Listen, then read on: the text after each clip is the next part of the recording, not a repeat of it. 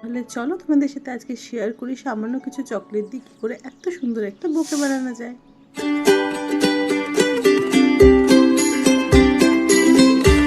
ভিডিওর শুরুতেই সবার প্রথম আমরা নিয়ে নিয়েছি অনেকগুলো চকলেট। এখানে কিন্তু তোমরা তোমাদের পছন্দ মতো অনেক চকলেট ইউজ করতে পারো, তবে বলে রাখবো যত বেশি তোমরা চকলেট ইউজ করবে তত কিন্তু বোকেটা আরও ভালো লাগবে দেখতে। এরপর প্রতিটি চকলেটের পেছন দিকে আমি ভালো করে গ্লু দিয়ে স্টিকগুলোকে ফিক্স করে নেব। স্টিকগুলো ফিক্স করার একটাই কারণ যাতে খুব ভালো মতো চকলেটগুলোকে আমরা গ্রিপে আনতে পারি এবং চকলেটগুলো যাতে আমরা খুব সুন্দরভাবে একটার সাথে আরেকটাকে ভালো মতো অ্যাটাচ করে দিতে পারি। তো এটার জন্য আমি পেছন দিকে স্টিকগুলো লাগিয়ে নিচ্ছিলাম। এই যে স্টিকগুলো তোমরা দেখতে পাচ্ছ, এই স্টিকগুলো কিন্তু আমাদের লোকাল যে বই খাতার দোকানগুলো আছে আমি কিন্তু সেখান থেকেই কিনেছিলাম। সেখানে দু রকমেরই স্টিক অ্যাভেলেবেল ছিল, তোমরা তোমাদের পছন্দ মতো যে কোনো একটা স্টিকই নিতে পারো। আর প্রত্যেকটা চকলেটের পেছনে আমি এরকমভাবে গ্লু দিয়ে আটকে দিচ্ছিলাম যাতে আমরা খুব ভালো মতো চকলেটগুলোকে হোল্ড করতে পারি। এই গিফটটা কিন্তু আমার সাথে সাথে আমার বাড়ির লোকেরও খুব পছন্দ হয়েছে। পরে তোমাদের সাথে একটা ভিডিও আমি শেয়ার করব। এই চকলেটের যেই বোকেটা যখন আমি বানাচ্ছিলাম, আমার বাবা কিছুক্ষণ পরপর এসেই বলছিল, এখান থেকে আমি কি একটা নিতে পারি, এখান থেকে আমি একটা দিয়ে আমি একটা খেয়ে নিই।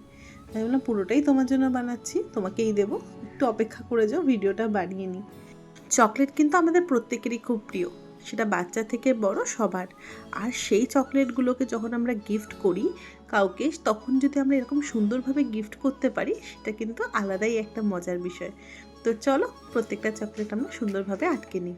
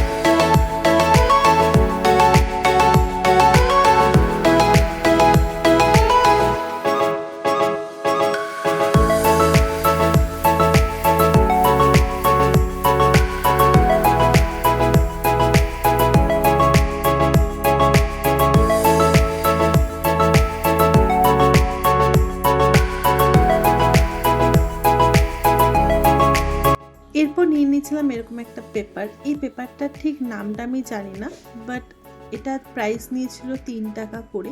ভীষণ পাতলা একটা পেপার, যদি কেউ এটার নাম জেনে থাকো তাহলে প্লিজ আমার সাথে একটু শেয়ার করো। আমার এটার নামটা কিছুতেই মনে পড়ছিল না এই মুহূর্তে।